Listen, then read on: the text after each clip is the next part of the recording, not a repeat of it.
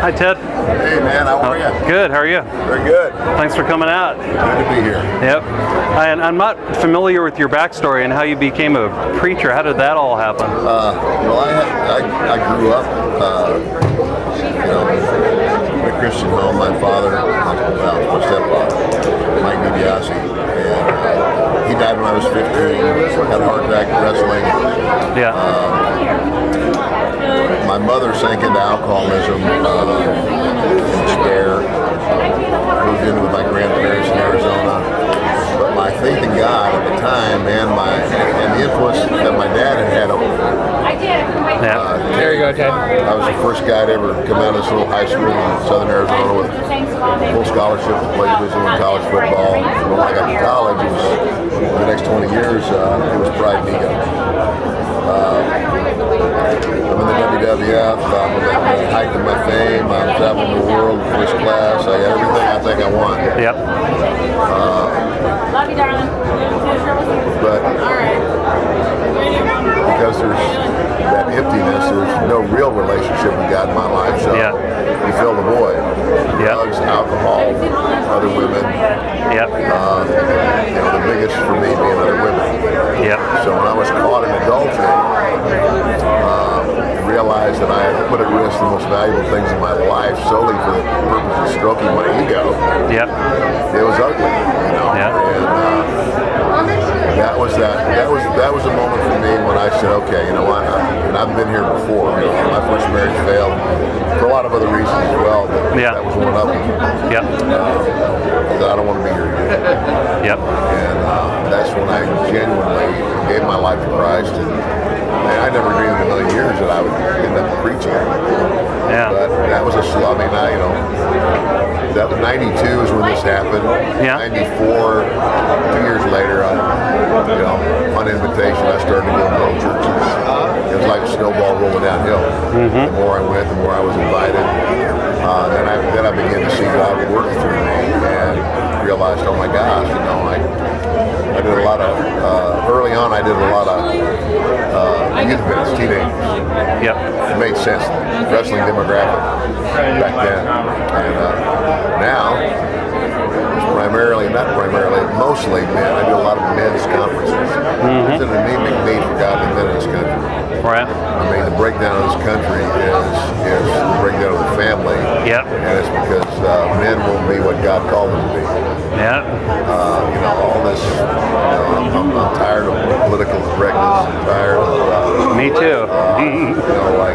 We're afraid we're going to offend somebody. Well, the one we're offending most is God. Yep. And so I'm very vocal about it.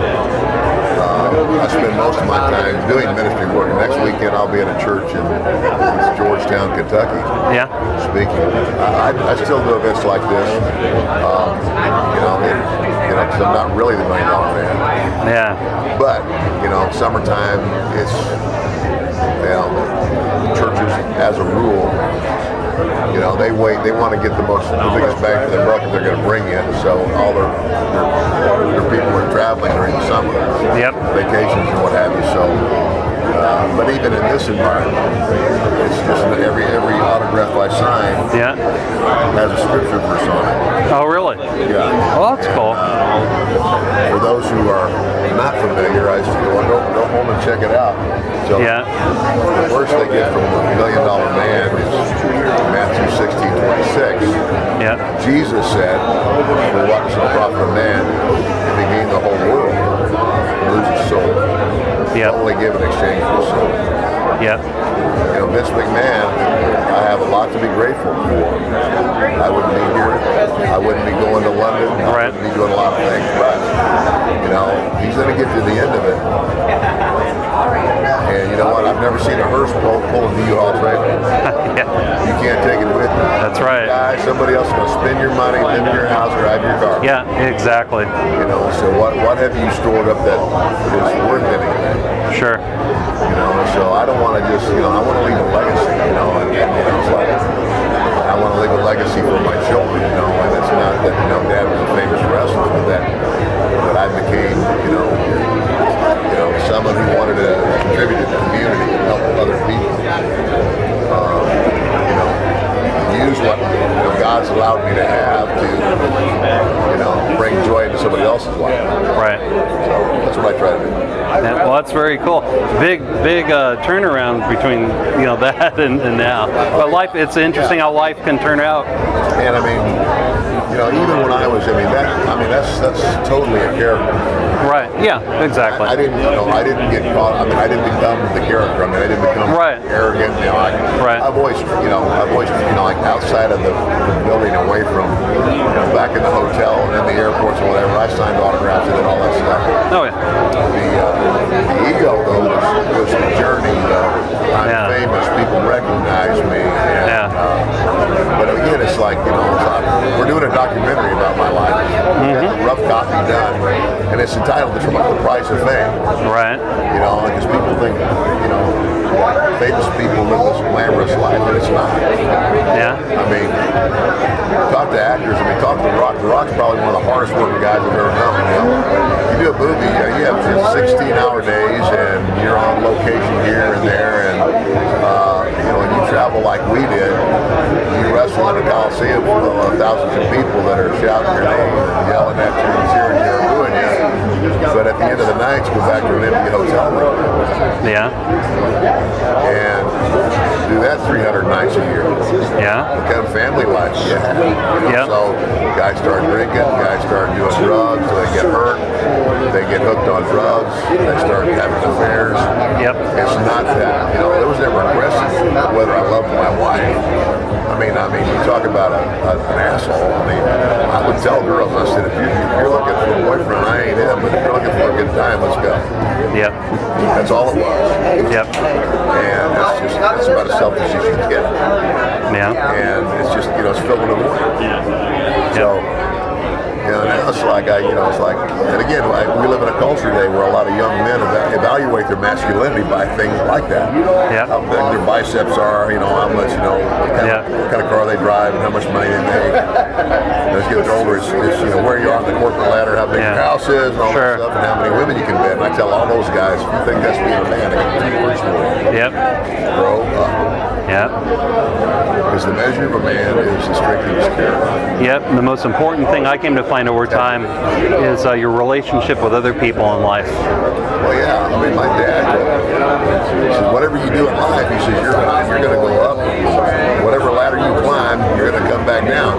Yeah. You're gonna cross paths with a lot of the people that it's like you're gonna go up, and as you come down, you're gonna cross the path of a lot of those people. And remember that because based on how you treated them, and coming back down the ladder, how you're gonna be treated. That's right.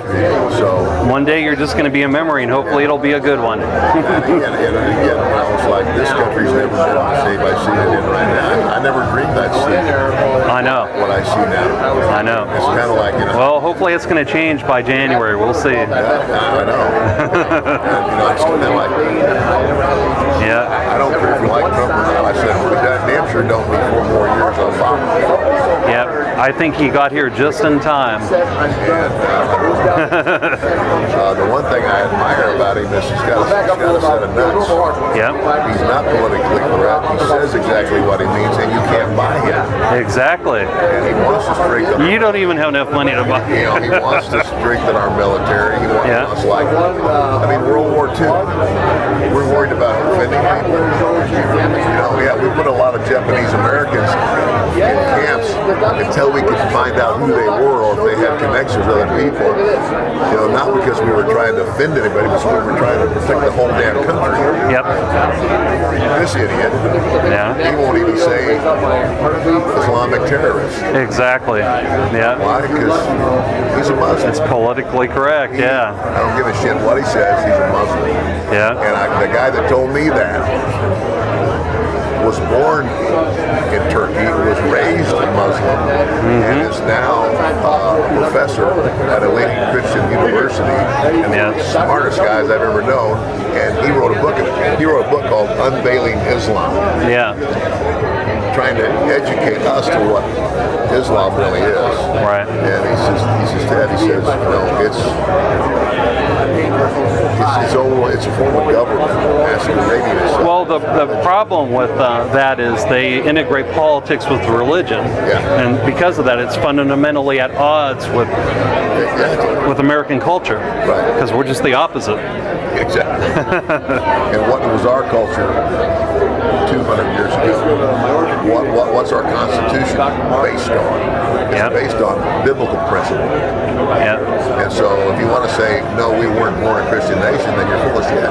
Right. I don't know what you're talking about. Well, they definitely were Christian, and some people say, well, the big thing about America is equal for everybody, equal opportunity, equal, rights, and this and that. Well, but Christianity was a big part of it too. Well, but why did they leave England? They left England, because the Church of England basically said it's our way or the highway. Yep. So they were looking for freedom in every way imaginable. But to say that, the separation of church and state, our presidents back then called for days of prayer and fasting. Some of the universities now that are the most liberal in the country are established as Christian institutions. Harvard, Yale, Princeton, and I don't know.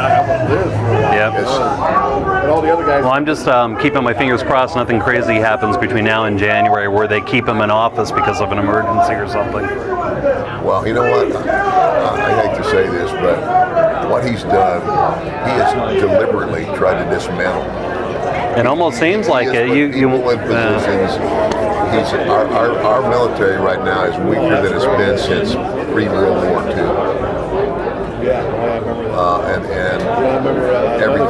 everything why do you want to let all these undocumented people in this country?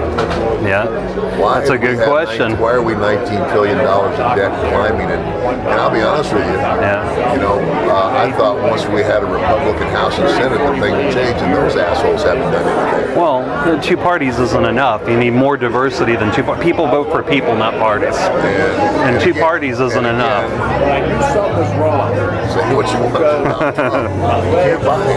Yeah. So the lobbyist can basically say, kiss my ass. I don't need your money. Yeah. I don't need your special interest, And I think we do need to build a wall. Yeah. I think we do need to do. I lived in southern Arizona. I lived 60 miles from the border, and I have friends and family that still live in Arizona, and they're all saying it.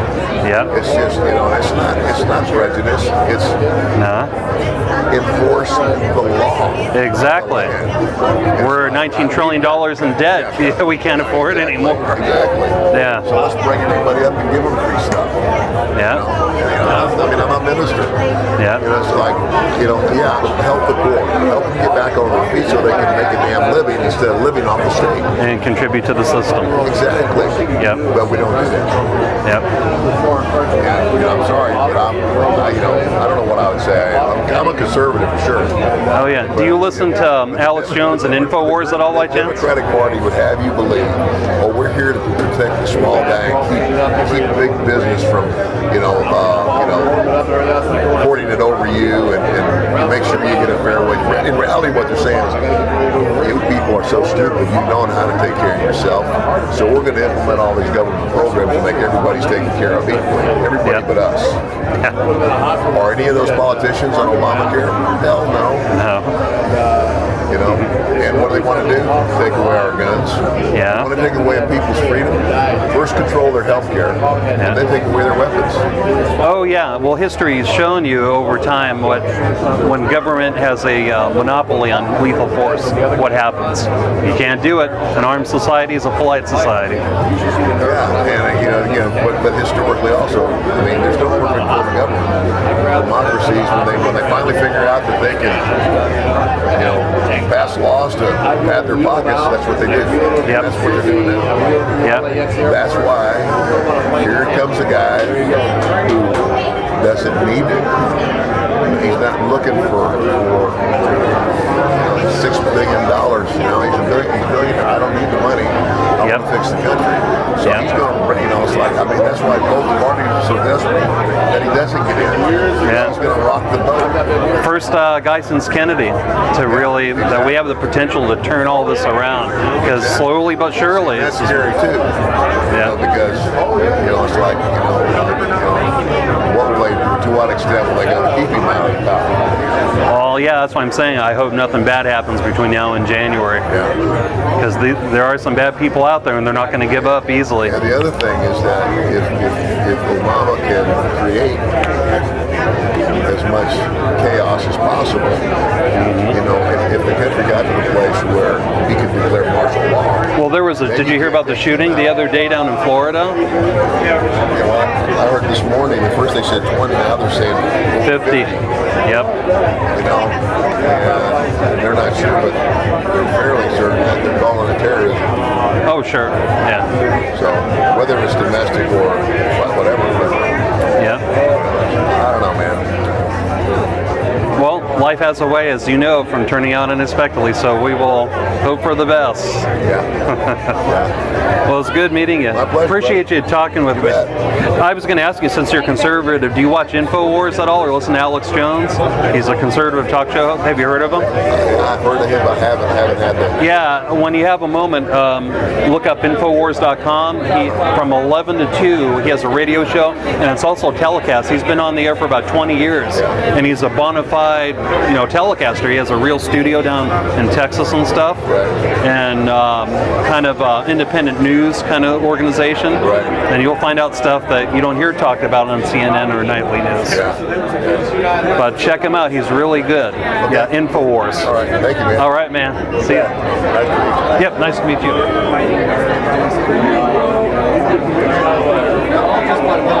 The manager tapped me on the shoulder. He's passing through. Oh, did he? Photo op happening now. Oh, okay. So we're gonna head back there. What time is it? 1 o'clock? Okay. But yeah, he came.